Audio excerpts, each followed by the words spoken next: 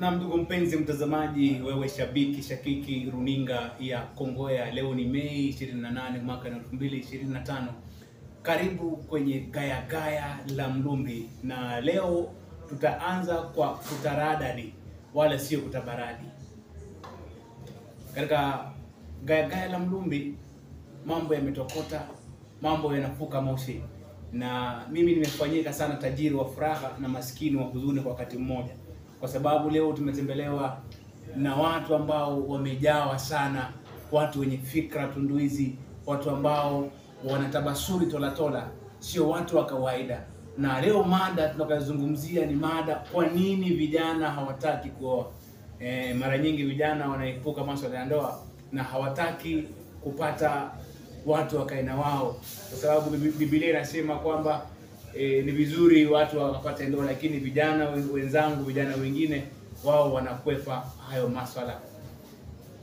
Tupo katika hoteli almaarufu kama Golf Hotel. Tuko hapa kwa hisani ya Golf Hotel, na Mwenyezi Mungu ameweza kuturuzuku hidayah ya uzima, na kwa kweli unavyoona hapa tulipo, hususan wageni wangu pamoja na mimi, tumefanyika sana wafurufu na tunakono mbawazi wa Mola Jalia.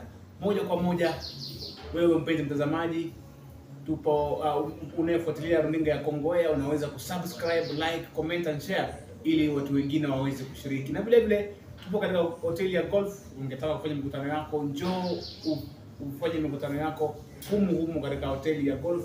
Tuko kuna vyumba vya mikutano, tuna vyakula vizuri vile vile vya Kiafrika na vya Kiingereza, na hoteli si hoteli tu, hoteli ni Golf Hotel katika mkoa wa Magharibi. Moja kwa moja mpaka kwa wageni wetu, na nitaanza na mkono wangu wa kushoto, samahani, mkono wangu wa kulia, kwa sababu wanasema kwamba ladies first. Naam, karibu sana kwenye Gaya Gaya la Mlumbi the Gentrix. Naam, kwa dakika sekunde 3 tu nataka ujieleze Gentrix nani kwa utambulisho. Naam. Mimi ni mwalimu, pia ni mfanyabiashara, pia mwimbaji. Naam. Unaimba nyimbo gani Gentrix? Sawa, kwa hiyo tukimalizia utaanza kuingia kidogo kwa mbio.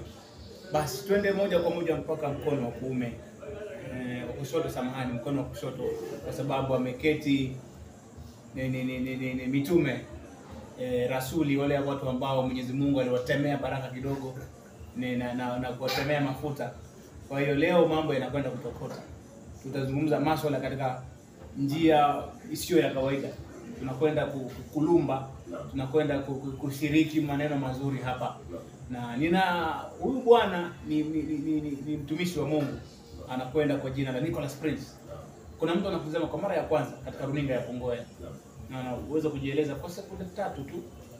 Nashukuru sana. Naam.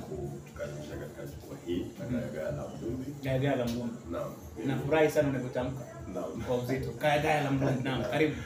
Mimi niite Nicholas Prince, mume wa mke mmoja wa kike, na bwana ameturuzuku na watoto watatu.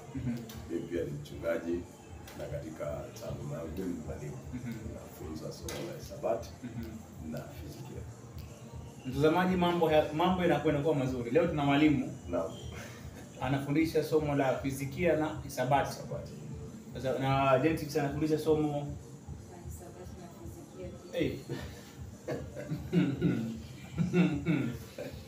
Leo Gaya Gaya linakwenda kuwa na mambo cheche za moto. Naam. Ya walimu wawili wamekutana kwenye Gaya Gaya la Mlumbi, na nahodha sio mwingine, nahodha ni kaka Mlumbi. Karibu sana. Labda kidogo tu kabla tuweze kuingia kwenye mada, kidogo tu kabla tuingie kwa mada, kwa sababu mada ni kwamba kwa nini vijana hawataki kuoa. Kabla tukaweze kuingia kwenye mada, kidogo tu katika taaluma yako ya ualimu, umewahi kukumbana na changamoto gani? Katika taaluma yangu ya ualimu nimekumbana na changamoto nyingi tu. Kama gani? Lakini mojawapo mabadiliko ya tabia za watu na changamoto za kutaka kuingiana na wale watu, haswa sana unapotolewa kutoka mahali fulani kuelekea mahali kwingine. tabia pia unapata kwamba itikadi nazo zinabadilika. Basi kama mwalimu kuhitaji kuwa just kule imekuwa changamoto nzuri tu, si mbaya zaidi, lakini tumekutana nayo. Tunashukuru Mungu ametusaidia kumudu.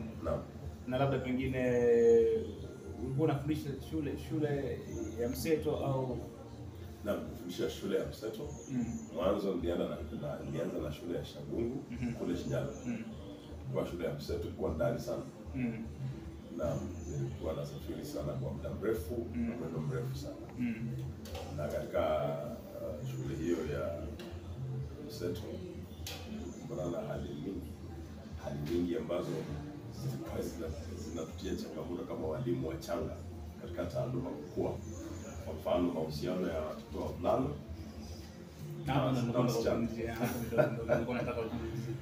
na watoto wetu wamekuja kujua mambo mengi ya ukubwa wakiwa wadogo, na si kama pale zamani, sababu pale zamani ulikuwa unakuwa mtu mkubwa kabla ujue mambo ya ukubwa. Kweli. Lakini sasa watoto kwa sababu ya teknolojia, mfumo wa kijamii na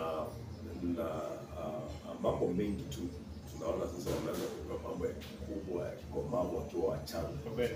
Na hizo ndio changamoto ambazo umeweza kuzipitia kama mwalimu. Kabisa. Na wewe vile unajua ukikwenda kufundisha katika shule ambazo si za kutwa na vile za mseto,